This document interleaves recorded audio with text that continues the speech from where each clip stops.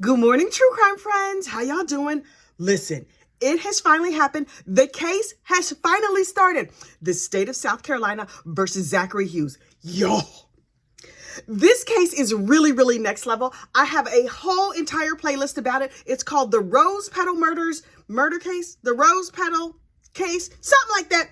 The link to my playlist, if you want to know all the background and the history on this case, is in the description box of this video. We about to talk about this case yesterday because, oh my goodness, I was clutching all my pearls. But first, you know what you need to do. Please like this video and subscribe to the channel and find me over there on the social media, Facebook, Instagram, and Blue Sky. Okay, so look, the state of South Carolina versus Zachary Hughes. First of all, what you need to understand about this case is this lady, Christina Parcells, was unfortunately unalived, right? And some people in the community think it was a public service homicide because they found out after her death that she was a kitty diddler, not kittens, kids, but also kittens. She was into doing nasty things to children and animals. Horrible. And not like, oh, they suspect, like they found proof. When they were investigating her unaliving, they found proof of her being nasty, like extra level nasty, right? Her and her boyfriend were super duper nasty. If she was alive, she would be going to trial, but she's not alive. So the dude who unfortunately unalived her, public service homicide? Unclear. The dude who is alleged to have taken her off the playing board is going on trial, and her boyfriend found her body. He is also a Pedialyte and a bugger. He has to come and say, like, yes, I found her and it was terrible. I'm super duper sad.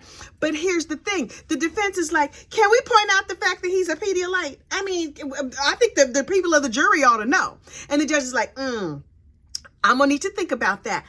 Can I have overnight? Oh, I'm giving myself overnight to think about it because I am, after all, the judge. So the judge thinks about it overnight. And he's like, good morning, ladies and gentlemen, everybody. Welcome to court. We're about to bring the jury in a minute. But lawyers, first, I need to let you know I made a decision. You cannot discuss the fact that this man is in jail for doing nasty things to kittens and puppies and frogs. I just threw in the frogs, but it feels true. And kids.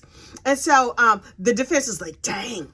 We were going to paint him as an extra super bad guy, but don't you worry about it. We still have some terrible information against him. He's like, okay, with that out of the way, everybody, order in the court. Let's come on in and see what we got here. So the jury comes in. Now, reportedly, the jury is very diverse in terms of like background and age and all these things. And I'm like, okay. And from court watchers, I've heard that the jury was transfixed during this whole entire thing. And I was like, okay.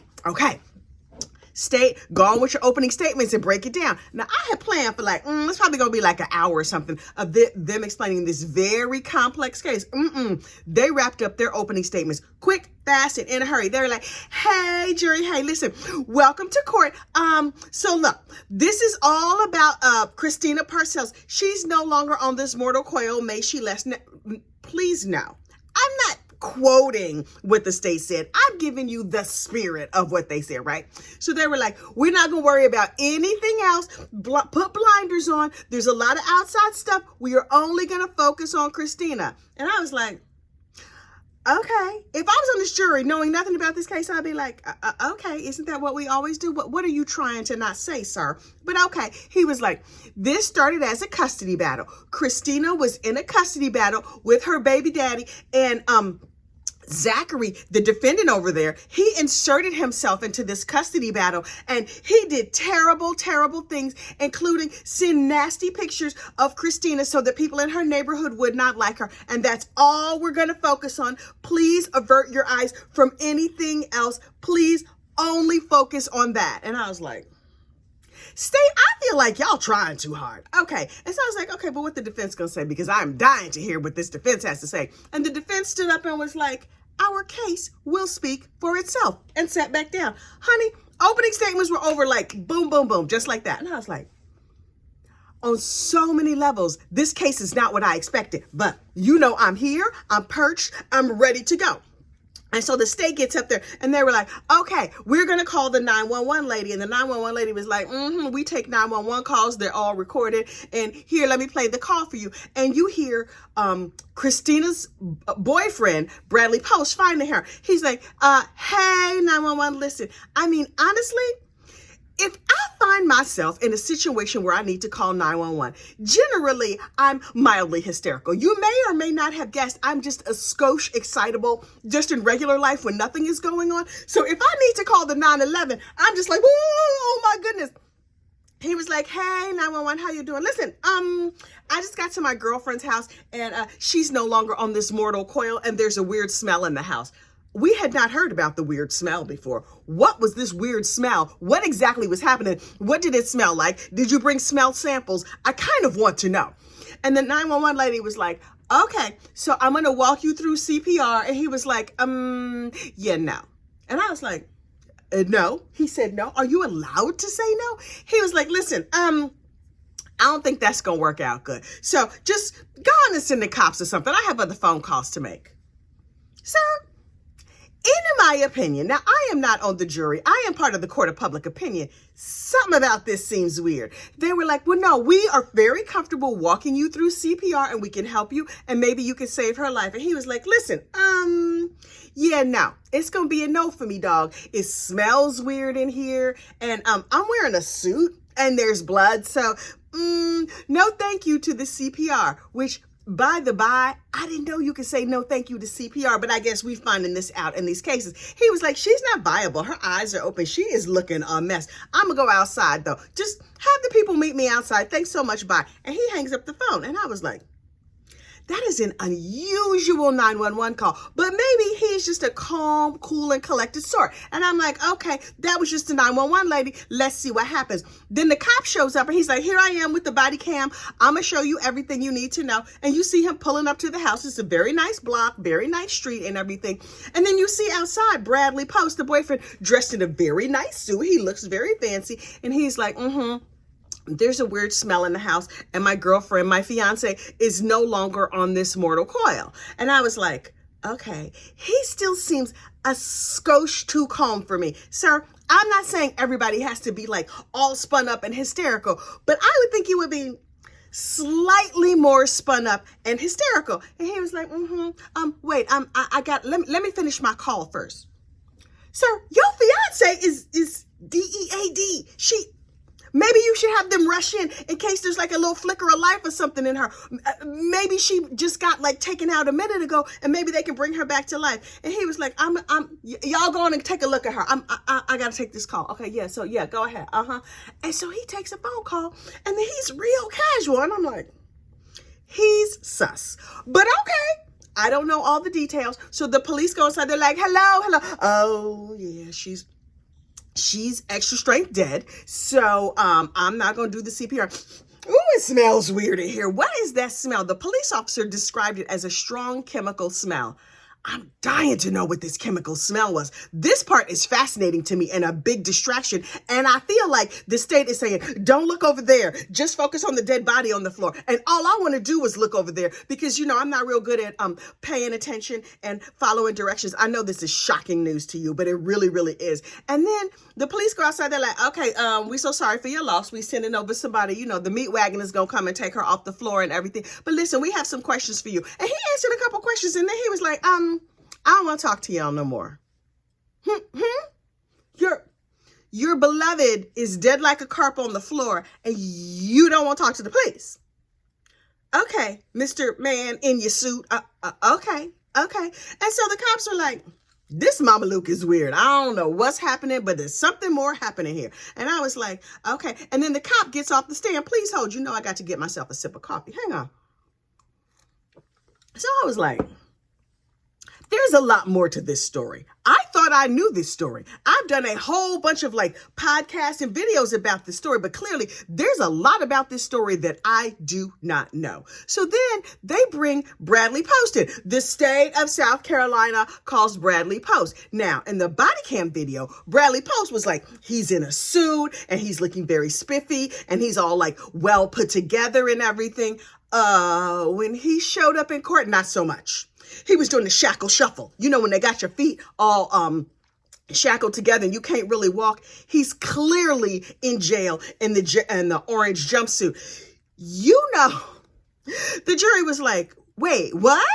And they were like, hey, how you doing? Can you give us your address? And he just like, I live at jail. That's my address. 123 jail. I live at jail. I know the jury was like, what does Mama Luke in jail for? Because that would be my first question. And he was like, yeah, so I'm living down to the jail. Please ignore all my orange jumpsuit and my very, very serious glow down, because he was looking rough. Although we expect people who live at jail to have a glow down, because it's not ideal situations. The moisture in the air is not right. You can't get moisturizers. The sushi there is terrible from what I hear. It's just not a good situation, right? And so he was just like, I'm in jail. And I'm like, you seem super duper criminal to me. He was like, I had money. I was retired. I had a spare Lexus that I was letting my nice girlfriend drive. And I was like, you just got a spare Lexus. You driving a Mercedes, and your little girlfriend, your fiance or whatever is driving your spare Lexus. Okay. And they were like, okay, sir, we're going to ignore the fact that you clearly look like some kind of criminal.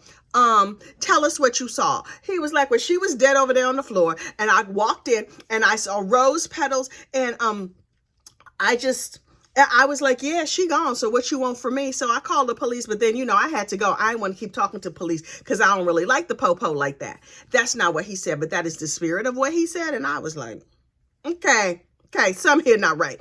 And then the state goes on just like they not talking to some kind of hardened criminal. And they were like, okay, so was there a time when you received envelopes? And I'm thinking, like mail?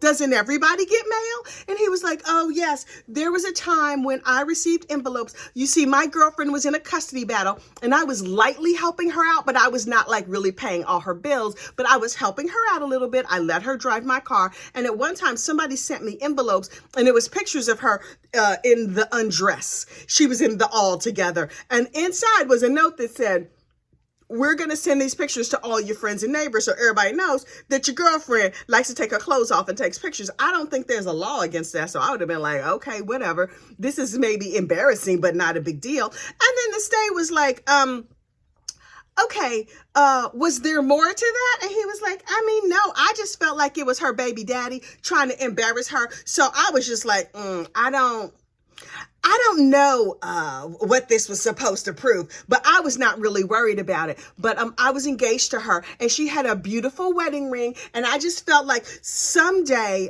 this is all going to be fine, and all this custody battle is going to be behind us. And then the state got up there and was like, hey, how you doing, criminal? Not like that, but basically just like that. And he was like, didn't you tell the police that on the day of the crime, your fiance was not wearing her ring? And he's like, I don't remember saying that.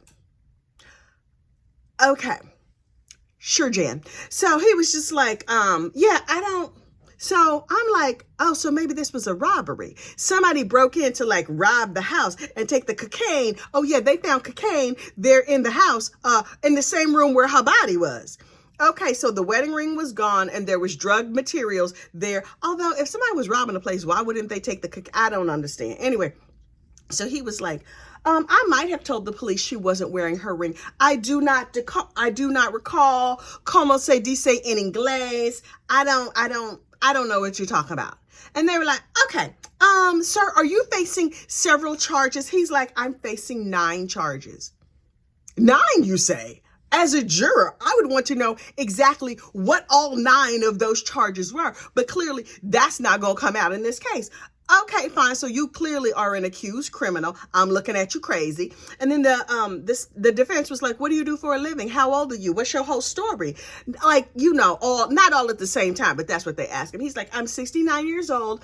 I'm retired. And then the state says, are you wealthy? He's like, I don't know what wealthy means. How do you define wealthy? Oh, that's the long way of saying yes. Because you know what? If somebody asked me if I was wealthy, it's a quick answer. Nope. If I'm still working to make the money come in this house, child, that is not wealthy in my book. He's like, I mean, what's wealth? Money, extra cars, lots of narcotics, possibly possibly jail charges. Wealth, everything is relative. I think wealth is a social construct. I was like, okay, Mama Luke, you are suspicious. Please hold, my throat is dry again. Hang on.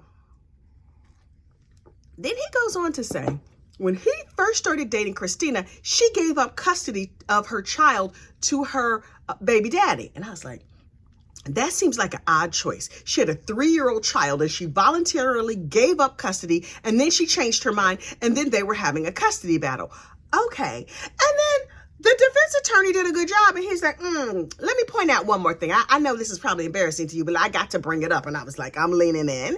And he was like, you mentioned those envelopes that you got that had pictures of Christina without all her clothes on. And he was like, yes, it was no big deal. And the defense attorney was like, is it not true that there was proof in that envelope that Christina used to be an escort? Did we know this before? Oh, okay. Okay, now listen, you can be an ex-worker if you want to. Child, is none of my business. But as it relates to a custody case, I would think that that would have a big effect, and that maybe they wouldn't want people in the community knowing that. Is ex-work legal in South Carolina?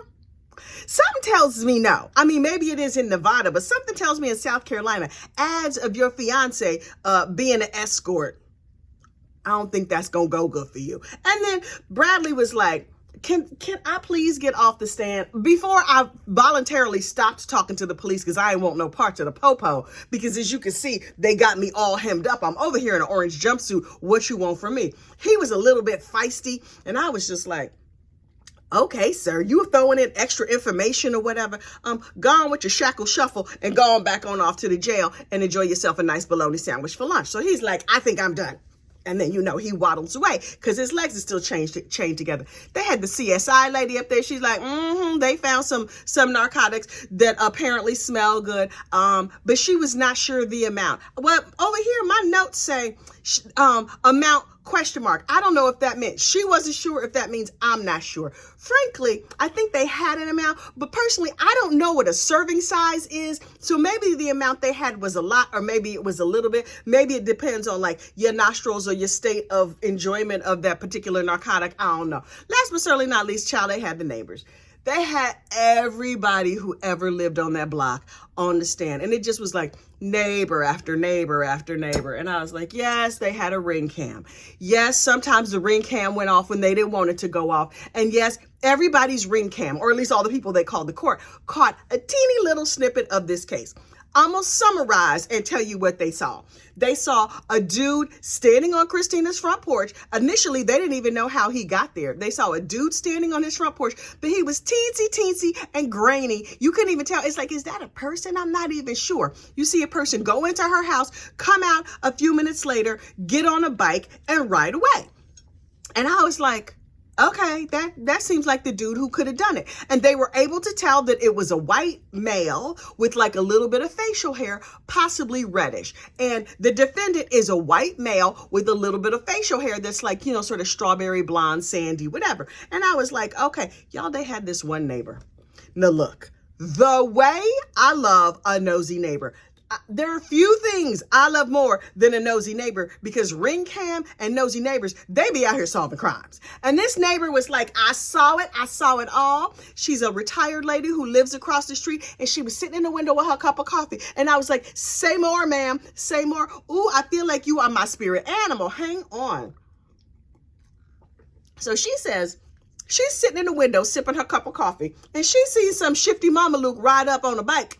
And he puts a mask on, but like an N95 mask. Keep in mind, this was during the pandy, so that's not that unusual, although you would not typically ride a bike with an N95 mask on. She was like, I saw him pull up the hood on his hoodie, and he put on this mask, and I was real suspicious. I was so suspicious that I just looked down and kept reading my book. And I was like, okay, nosy neighbor, you're not doing your nosy neighbor job. What you're supposed to do is put your book down and lean in. You smoking a cigarette while you're out there? That's the time to take a smoke break from that book and just lean in and mind everybody business. So she was just like, I feel like I saw him. I think it was him. And she pointed at the defendant, but I was like, but according to you, you looked down and you really didn't see anything. She was like, it was so scary. Oh my goodness, I was terrified. It was very, very scary. And they were like, did you know Christina? She was like, no. They said, did you know her child? And she was just like, I seen them walking to school. I know their exact schedule because I was minding their business like that. But I never went and said hello. Ma'am, How are you supposed to conduct a full neighborhood surveillance if you don't even know folks' names? But okay, maybe that's just my level of nosiness. Maybe you new to the Nosy Neighborhood Watch? Okay, Curtain Twitcher, I'm gonna need you to up your game. Anyway, so she was just like, and then later, I told the police, I saw the dude and it was absolutely him. I know it was him. And they were like, oh, wow. So there were police on your block that day? And she was like, the police were on my block that day. And they asked me lots and lots and lots of questions. And they were like, okay. And so you told the police right away? And she was like, see, what happened was I waited 3 years, and then when they came back and asked me, I knew exactly it was him. Oh, it was so scary. Ma'am, I suspected it was only scary after the fact, after you knew somebody had been taken off the playing board. Before that, it was just a random dude on a bicycle in front of your house. And what's scary about that? You didn't even really notice him that hard, not enough to tell the police that day. But 3 years later, you know exactly it was him. And everybody online was like, she has no reason to lie, except for maybe she want to be on TV. I don't think she was lying. I think she was telling her version of the truth. To me, not credible at all. On behalf of nosy neighbors everywhere, ma'am, I'm gonna need you to do better. I'm gonna need you to be like, hello, officer, I saw somebody. This is what he looked like. He looked extra strength murdery. I don't know what y'all doing, but y'all should go after this dude with the red hair. Just look all over town for people with red hair and bikes, and then you will have the unaliver. Not 3 years later, ma'am, please go back to sitting in your window with some coffee. Maybe go down to a diner or something and do your surveillance over there, because you was not really that good at neighborhood watch. But y'all, that's just the gospel according to Kathy. The court wrapped up shortly after that, but there's some interesting observations that I have seen from court watchers. Number one, that Zach continues to look amazing. Listen, normally when folks go to jail, they have a serious glow down. The bad food, the bad sheets. I imagine the water is hard, the soap is not good, all the things. Zach looks fantastic, and reportedly, he's thriving in jail. Who thrives in jail? But Zach grew up in a house with a lot of kids and some crazy parents. So maybe he's just like living his best life over there in the jail. Okay. Also, in the courtroom, and I bet you that the jury noticed this, Zach had 3 rows of supporters. He looked around, he's like, ooh, who are y'all? Y'all not even personal friends of mine. Everybody's over here supporting me. This is so lovely. I'm going to sit here and continue to say very, very little and look very innocent. So demure, so mindful. Okay. He looks like a little lamb. Meanwhile, Christina's side only has 2 supporters. Where they do that at? When does that ever happen? That the lady who's no longer on this mortal coil with a shifty, shady background and a shifty, shady jailbird boyfriend, nobody in the community is out here supporting her? That says a lot to me, but I don't know what it says to the people on the jury. Something tells me if the jury is paying a lot of attention, they paying close attention to that too. Zach, listen, I don't know if you did this crime, but I'm going to do what my auntie says. You know, I'm going to hide and watch, baby. I'm going to hide and watch. I will be keeping a very, very close eye on this trial every single day, because I have waited 2-3 years for this mess to come to trial. And I'm like, tell me every single thing. In the meantime, don't forget to like this video, subscribe to the channel, find me on social media, and I will see you right back here tomorrow. Bye.